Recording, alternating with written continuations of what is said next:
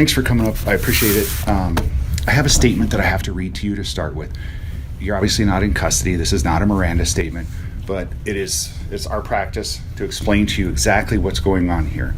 And in order to do that, I've found if I keep it a standardized statement throughout all the cases, it works best. So the short version is, this investigation is to determine whether any criminal laws have been violated that resulted in the death of Anderson Antelope. It is not an administrative or disciplinary inquiry. You're not compelled to give any statements or answer any questions, and your cooperation in this investigation is voluntary. Good with that? Mm-hmm. Now, also Lamar is here, and he's a member of the police department. Is he here because you requested him here, or is he here because the police department wants him here? I'm fine with Lamar being here. Okay. But is that your request, or is that because the police department wants him here? I guess both. I don't know. I mean, I didn't specifically say sure Lamar be here today. It was just. But you're okay that he is here? Yeah. Okay. I just wanted to make sure that we get that worked through. Yeah. Having said that, if we get started with this, good to go. I do have one preliminary matter. Yes, ma'am. We were just wondering if you have any recordings or video or statements at this point that you're basing some of this on, and if we would be able to review those. I don't have, other than just what I've been told. Let's talk about the recordings. There are no video recordings. So the spot that this occurred happens to be like the blind spot. That's amazing. So if you probably, in the future, sometime if you're back at Walmart, if you look at where you were, and if you look up like about 6 feet above your head, were the row of cameras that all look out and they don't look down, and they miss that cement section, and part of the fire department, the hash painting is about where it starts. Interesting. So you know where the food truck was parked? Yep. The roof of the food truck is on the video, but nothing from the truck to the building is there. Perfect. Yeah.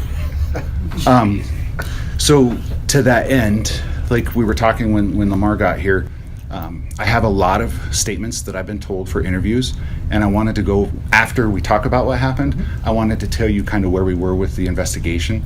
I told you the other day, I'm an open book. I'm not going to keep anything from you. I'll also talk to you about my conversations with Patrick LeBrun and kind of what I've told him that we're finding, and then go from there. So is that okay, Kate? Yeah, okay. I think that's fine. Okay. You okay with that? Okay. So the short version of what we need to go through is just tell me about your law enforcement background. When did you start in law enforcement? Where did you go to the academy?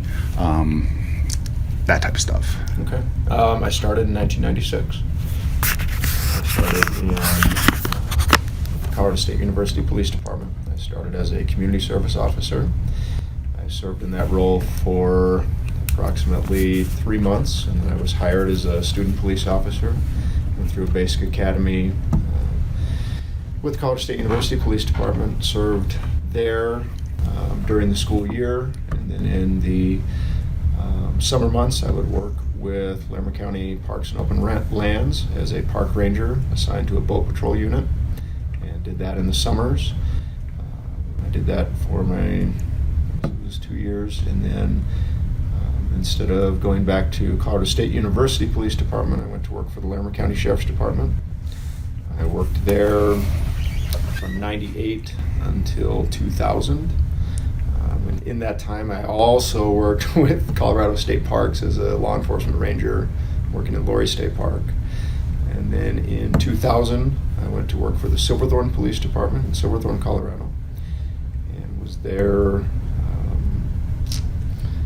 until 2004, when I went to the Frisco Police Department in Frisco, Colorado as a sergeant, and worked there as a sergeant and commander until 2010. During that time, I was the assistant commander for a regionalized tactical team. I was assigned to the Joint Terrorism Task Force with Department of Justice, and worked there doing the tactical side of that with the SWAT team for 2000. Well, I started on the SWAT team in 2001 and was there until 2010 with that, and then left policing in 2010, came here to Lander, then in 2011 went to the Lander Police Department as a reserve, working to help them build a tactical team, a SWAT team. Did that until 2014 when I was hired full-time in July to work as their lieutenant with the Lander Police Department. And then in January 2015, left Lander PD for the circumstances that presented with that, and went to work for the state of Wyoming with Department of Corrections as a probation and parole officer. Was in that role for approximately a year and a half, and I was hired as the training manager for Department of Corrections and ran all of their basic agent training and continuing education programs, taught at the Wyoming Law Enforcement Academy, and ran those programs out of there, partnering with staff at WLEA until May of last year when I came back into police work, and have been working at the Riverton Police Department since then. Okay. That's extensive. I kind of, when you said 96, I was like, oh, okay. When was your last qualification here at the PD? Do you remember? Oh gosh, that was 2 weeks ago, 3 weeks ago. Range training, something like that. Okay. I asked McCall for it, and they've been busy on calls today, so. Yeah, it was 2 to 3 weeks ago. We had a firearms training day. Okay, fair enough. Let's talk about yesterday specifically. What was your shift assignment, duty time? I mean, when did you come on? Yeah, I came on shift at right at like 12 minutes to 6 in the morning. I was working a day shift. I called on duty, I think, about 12 minutes till. And then, just started taking calls from there. Was yesterday a scheduled day for you or a Yes. call-in? No, Okay, scheduled day. Where was your, and I would call it, what day of the week was it for you on your shift? Was it towards, how many days had you worked in a row? This was day number 4. This was the final day of my work week. Okay, so it's like your Friday. Mhm. Okay, fair enough. In your history, have you had any prior use of force incidents or interactions with folks? Oh, yeah. Any shootings, any incidents like that? I personally have not pulled the trigger. I have been involved in many shootings as a team member. I've had one deadly force incident before this. It involved using a baton against an individual that was disarming one of my police officers, and he succumbed to his wounds. That was back in 2005. Where was that at? That was at Frisco Okay. Police Department. That was a combination of my use of force and also the medication he was dosed with and the drugs that he was on. He stopped breathing and died. And, so that was back then. But yeah, this was the first firearms-related death that I've personally.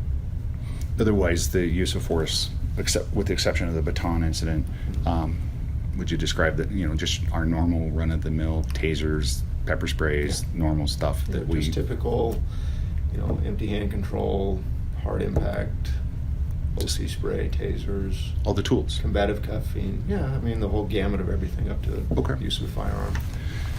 So we're going to focus in now a little more on just the specific incident. So can you start with telling me about the call, how it came in, what you were dispatched to, and then we'll stop and visit that for a minute. Sure. So I think it was around 1:35, 1:36, something like that. Actually, my shift partner was dispatched to Walmart to an intoxicated male. They said his name was Anderson Antelope. He was driving one of the electric shopping carts around in the parking lot, harassing people, asking for money, getting in the way of traffic, that sort of thing. I knew that my shift partner was otherwise engaged on Main Street, and so I called him and said, hey, I'll head over there just when you get free, come over. So I let dispatch know that I would be en route. From there,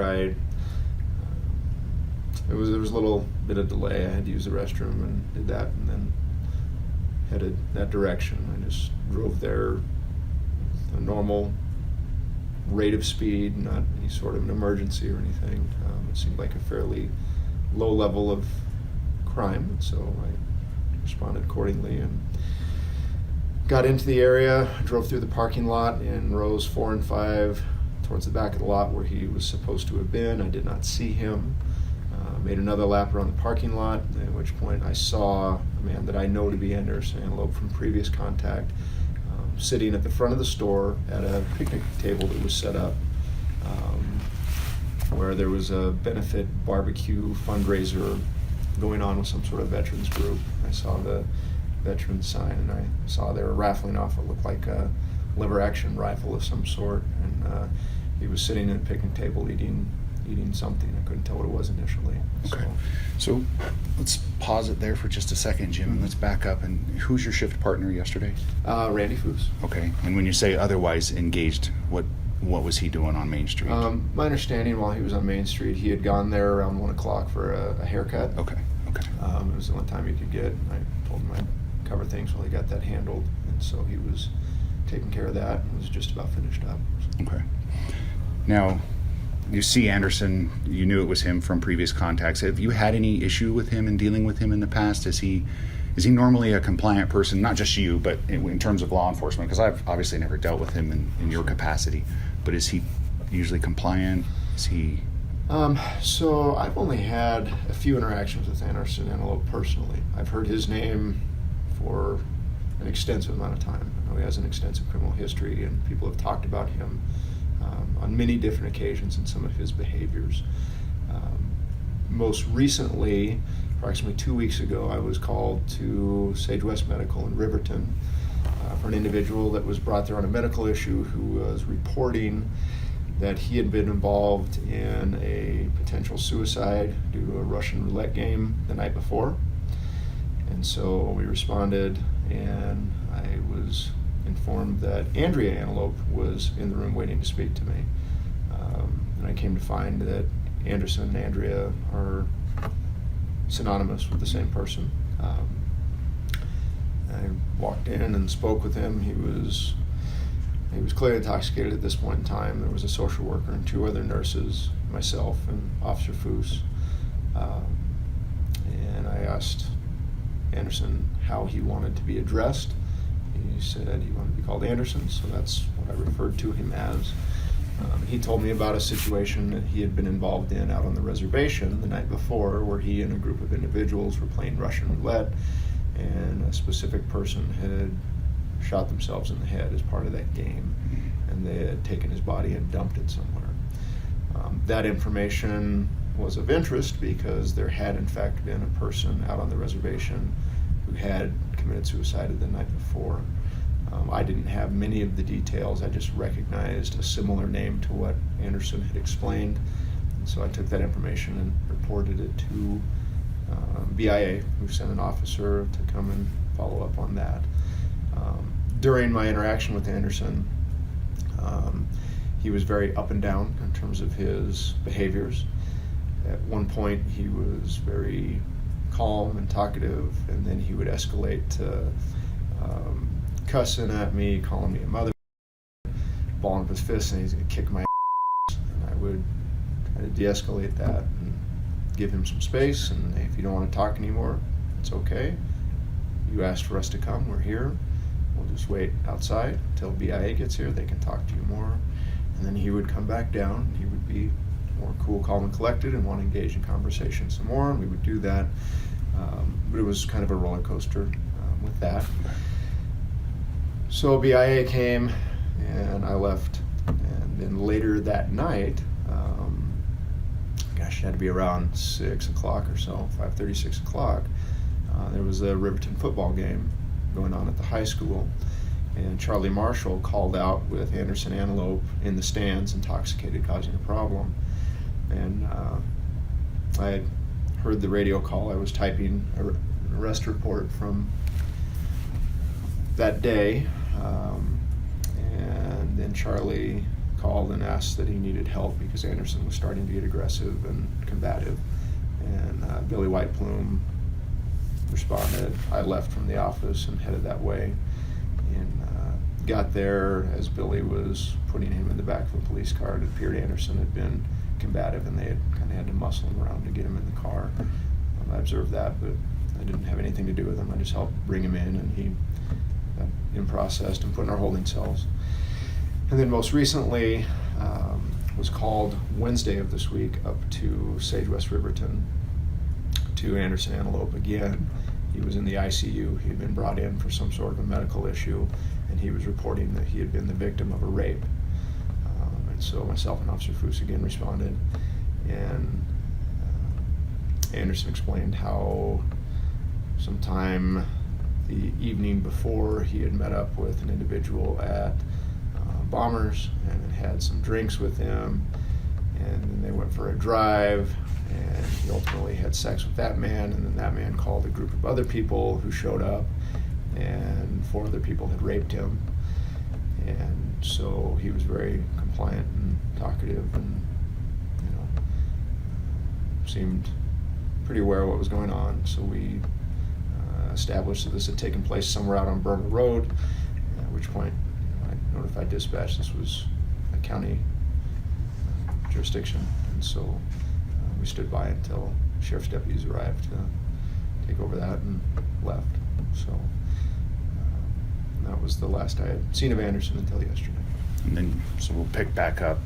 You see him sitting up front. You said he was sitting at a table or like a picnic table or a bench or something. It was a plastic picnic table. He was sitting in a folding chair and was eating some food.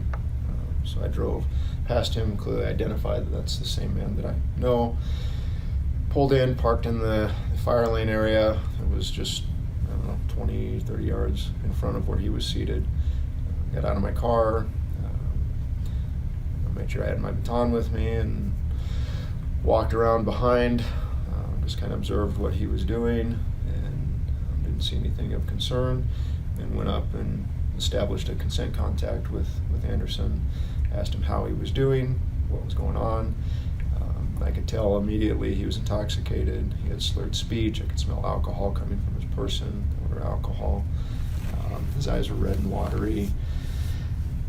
He was understandable, but he didn't answer at a rate and pace with the conversation that a sober person would.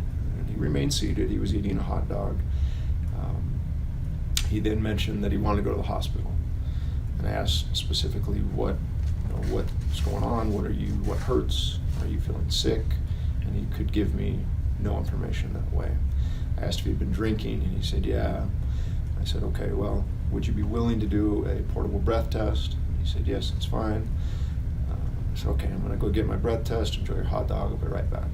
And everything was pretty low-key. Went back, got the PBT, loaded a fresh tube to the PBT, walked back over. I said, okay, Anderson, are you willing to do the PBT? He says, yeah, I just want to go to the hospital. I said, that's great, but in order for me to make sure that I'm giving the ambulance service correct information, I need to know what your alcohol level is. And that way we can establish if you really need to go to the hospital, or if we need to get you help otherwise, okay? And he said yes. So I explained the portable breath test to him. I said, you need to, when I tell you to, take a deep breath in, seal your lips around the tube, exhale as if you're trying to blow up one of those really long balloons. That's how I described it to him. I said, do you understand that? Yeah, I can do that. Okay. So machine set, say, okay, Anderson, take a deep breath in, takes a breath, I put the tube to his lips, and he sucks on the tube. I say, okay, hold on. Okay, again, and I explain it to him again, what he needs to do. I say, you ready to do the breath test? Yeah, that's fine, I can do that. Go through the same process, he puts his breath on and he gives a very weak breath, not even enough to register an insufficient sample in the machine. So I say, okay, Anderson, look, I really want to help you. I need you to give a proper breath sample. Again, here's what you need to do. Do you understand? He says yes. So we go a third time. This time, the same situation. He gives kind of a little puff, but nothing even registered an insufficient sample. I take the breath test away. He reaches over, takes a bite of his hot dog. I say, okay, I give you another opportunity to do this. Finish chewing, swallow your hot dog, and take a deep breath, blow through the tube, and let's get this done so that I can help you. You okay with that? He says yes. At this point in time, he swallowed his hot dog. He's good. He takes his deep breath in, put the tube to his mouth, and he spits through the tube. I see spit come out the other side. So I take the tube away, shake the spit out of it, I say, okay, Anderson, that's not going to work. I take the straw off the PBT, I put the PBT in my pocket. I take the straw and I go to set it on the table. So I want to drop it on the ground, and it lands in his tray. I tell him, I say, Anderson, you're under arrest for public intoxication. Okay, this isn't a big deal. I just need you to come with me so we can get this figured out. At that point, he gets mad about the tube hitting his hot dog tray. He starts yelling about, you put trash in there. I said, hey, I didn't mean to, but you need to come with me. No, I'm sitting here and eating my hot dog. And he's yelling at this point. I say, Anderson, I'm not going to take your hot dog from you. You can have it when we get to the holding facility. I'll bring it along. You can eat it when we get there, but you got to come with me now, okay? And he just starts escalating. So I use basically a wrist control escort position, grab his left arm, and get a hold of him. At which point he looks at me and says, you're going to need help. You're not big enough. I'm not going anywhere. And he's yelling this at this point. And I say, Anderson, you need to calm down. I don't want to hurt you. I need you to just come with me. This doesn't need to be a big deal. At that point in time, one of the people doing the barbecue where he's sitting at, one of the fellows with the veterans organization, starts to talk to me. And he's explaining how Anderson came to be there. And so I'm holding on to Anderson's left arm in my control hold, the escort position there, getting, just kind of trying to keep him where I can see where he's at a little bit and talk to this guy. And as I'm talking to him, he's explaining to me that they had him come up. He was asking them for food. They provided him a hot dog in an effort to just kind of calm him down and make him a non-factor for what they had going on. And he had sat down and hadn't been bothering anybody. And I had begun to respond and say, hey, thank you very much. At which point I felt tension through his arm, and I saw just a little bit of movement. About the time I looked down, I saw him impact the center of my chest with a fixed blade knife. With his right arm? Yeah, with his right arm. He had the knife held,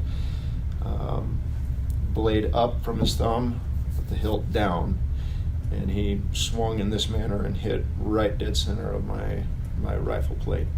And it hit hard enough, I felt it through the rifle plate, and he yelled as he was doing it. I heard him, ah! And then wham! I saw it. I saw the knife, at which point I let go with my right hand. I maintained control with my left hand on his left wrist because of the close proximity of everybody around. There was a number of people, I would say 6 to 10 people within 5 to 10 feet of him. I did not want to let go of his arm for fear that if I did let go of him, he would stand up and maybe go after somebody else. Or if I let go of him, he might try to stand up and overpower me. He's a pretty big guy. He's about 6'3", I'd say probably 280. He's a big dude. So I stepped back, drew my pistol. I saw that there was a lot of people in the background. I actually took a step to my left because I saw I had about a foot to 18-inch space between people in that direction. I pointed my gun right to the backside of his head, right at the base of his ear. I recognized very clearly that he had the ability, he'd already taken advantage of opportunity and demonstrated a clear intent that he was trying to kill me with that knife. He had the knife, he retracted back with the knife and was holding it out here. He was looking up towards me like this. I had the gun pointed where it was. I started giving him very loud commands to drop the knife. I think I gave him 2 to 3 commands before I felt tension in his left arm again. Saw his shoulder start to angle towards me, at which point I fired a single round, which impacted him right around his ear. And it was a response, which was what I hoped for. I wanted a central nervous system hit because with the close proximity, I couldn't shoot him anywhere else to get him to immediately stop the attack. So I fired the single round. He instantly went rigid. He spun back away from me. He still had the knife in his hand, and he fell down. I rolled him over, pulled his right arm out from underneath him, took the knife. I tossed it behind me so it was out of the way, made sure it wasn't near anybody else. I looked at him. I saw that there was no signs of life whatsoever. The wound did not appear survivable. I got on my radio. I radioed to dispatch that there had been shots fired. There was a single gunshot wound to Anderson Antelope's head. He had tried to stab me in the chest. And I stepped back and just told people to step away. I had one of the veteran guys approach me pretty hostilely, upset about what had just happened. I asked him to step back and told him he needed to stay away. I had holstered my pistol at that point. Another one of the veteran members came up to me. He patted me on the shoulder and said, "Yeah, that guy, he got what he had coming. He shouldn't have done that. I saw him try to stab you in the chest." He says, "Are you okay?" I said, "Yeah." He offered me a tarp. He goes, "Do you want to cover him up with this tarp?" I said, I'll get the tarp and I'm going to just set it over so it kind of shields us from view from the parking lot, because there's people all of a sudden milling all over Sure. the place, pulling out cameras and this kind of thing. And so I kind of made a makeshift barrier over the table and across a chair to try to just shield, what was going on with him from view. And I stood by and waited for other people to show up on scene, and I just asked people to stay away. So, Do you remember who was there first? I believe Sergeant Peters arrived first, and then was followed in rapid succession with Randy Foose, Kelsey Sullivan, and then Travis Bench, and then Chief Murphy showed up within a few minutes. I heard him on the radio calling en route. There was an ambulance personnel person driving one of their supervisor vehicles that showed up on scene. Arnie Zarducci from the Sheriff's Department showed up. Jesse Moss from the Sheriff's Department showed up. They were both in plain clothes. And I just stood by, kind of removed myself back from the situation, stood in some shade. Sergeant Peters, his first thing was, "Are you okay?" I said, "Yep, I'm good." I said, "There's a bunch of witnesses right here." I said, "That one in particular has a problem with what happened. You might want to get his information. These guys over here, that one came up and talked to me. He said he saw the whole thing. There's a vast number of people." I said, "I'm just going to step back over here and wait." He said, "That's great." Randy came up, said the same thing. "Are you okay? Do you need anything?" I said, "No." And then he started apologizing to me. He's like, that was my call, man. I should have been there. I said, "Don't just stop at that. It doesn't matter. We're past that. It's just what it is. It worked out fine. I'm good." And I just waited until they had things taped off and they were comfortable with me leaving the scene. And I grabbed my cell phone, my water bottle, my briefcase, and my go bag from my police vehicle, loaded into the back of Randy's car, and I drove to the police department and waited here. So. Did any bystanders, other than the two you mentioned, approach you or talk to you during that time while you were just kind of there? There were people talking, but there were only two that actually came up to me and said anything. Okay. One was the first individual who was upset by what had happened, and then the second was the other individual that came up and said, "I'm sorry that happened. You did a great job." Fair enough. And the only reason I ask Yeah. is we've only had two people tell us that they actually have talked to you, so I want to make sure we're not missing anyone. Yep, no, there were like that. two that came and talked to me, just those Okay. two guys. The rest of them, I heard them talking, but I didn't engage in any conversations with them. Okay. So. Do you carry a pocket recorder or any type of recording device for your interactions? So there's no don't. recording or anything like that? I don't. I don't carry my cell phone out on calls because I don't want that to accidentally record things that I'm not intending to record. I don't carry any pocket recorders. So you don't have any recordings or anything? Good. Okay. I don't. Has anyone else, other than the folks that we've talked about, like within your legal team or your personal representative, reached out to you for any type of a statement, No. media, anything like that? No. Okay. And you haven't provided anyone anything like that, other than obviously with your legal No, team? I've talked with my spouse. I've talked with my mother. And I've talked with Kate. And obviously, Sure. Lamar's been here through. He knows what's going on. Okay. Is there anything about this that we haven't talked about that you're wondering, well, I wonder if they're going to ask this, or I wonder if he's going to ask that's out there? No. Okay. No, I don't think so. Okay. To me, in my mind, it's very clear as to what happened, and my response was very direct and methodical, given everything that was there. So no, I don't Fair think enough. so. Well, Jim, I think from my perspective, I feel like the information that you've given is a solid statement, and I want to, with that information out there, the conversation that we've had, I'm going to stop the recorder and then turn that off, and then we can have a little bit of a conversation before you all go. How does that sound? Sure. I think that's Okay. good. Fair enough. So the recording will be off at 3:33.